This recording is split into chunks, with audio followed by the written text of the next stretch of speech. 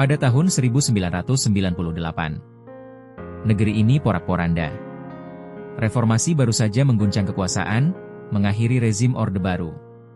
Krisis ekonomi 1997 masih mencengkeram Indonesia, meninggalkan kehancuran di mana-mana. Harga bahan pokok melambung. Pengangguran meningkat. Bank-bank kolaps.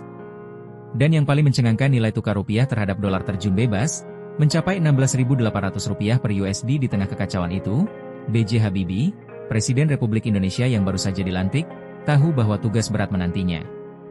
Rupiah harus diselamatkan, atau negara ini bisa runtuh. Habibie memulai langkah radikal. Sistem perbankan diperbaiki, bank-bank bermasalah direstrukturisasi. Beberapa ditutup agar yang sehat bisa bertahan.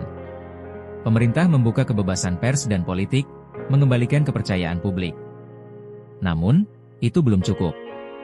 Ia harus mengembalikan kepercayaan dunia pada rupiah. Dalam pertemuan dengan para investor asing, Habibie tegas menyampaikan, Indonesia adalah negeri yang kuat, tidak akan runtuh, ekonomi akan bangkit perlahan, pasar mulai merespons. Dolar tak lagi naik gila-gilaan. Namun, pertarungan belum usai, tekanan, ancaman, dan perjuangan tanpa henti. Tak semua pihak senang dengan langkah Habibie. Para spekulan yang selama ini mengeruk keuntungan dari kehancuran rupiah mulai geram. Tekanan politik datang dari dalam dan luar negeri. Bahkan, ancaman datang dari kelompok-kelompok yang merasa terganggu kepentingannya. Di tengah tekanan itu, Habibie tetap teguh. Ia mengajak rakyat untuk percaya pada rupiah. Habibie melakukan serangkaian skema demi menstabilkan rupiah. Melakukan reformasi di sektor perbankan dengan membentuk Badan Penyihatan Perbankan Nasional, BPPN, untuk menangani bank bermasalah. Menjalin kerjasama dengan IMF dan Bank Dunia, yang memberikan bantuan dana dan kepercayaan bagi pasar keuangan Indonesia. Bank Indonesia mulai melakukan intervensi di pasar uang, menjaga agar nilai tukar rupiah tetap stabil. Industri berbasis ekspor didorong agar lebih kompetitif. Perlahan, dolar yang sebelumnya melambung tinggi mulai melemah. Bulan demi bulan berlalu. Dunia mulai percaya pada Indonesia.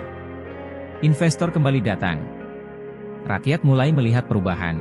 Rupiah yang semula terpuruk di angka Rp16.800 per USD, perlahan menguat. Hingga akhirnya, pada akhir masa jabatan Habibie, rupiah berhasil menembus angka Rp6.500 per USD. Langkah-langkah pemulihan ekonomi yang dilakukan oleh Habibie selama masa pemerintahannya berhasil menstabilkan Indonesia dari keterpurukan ekonomi yang sangat parah.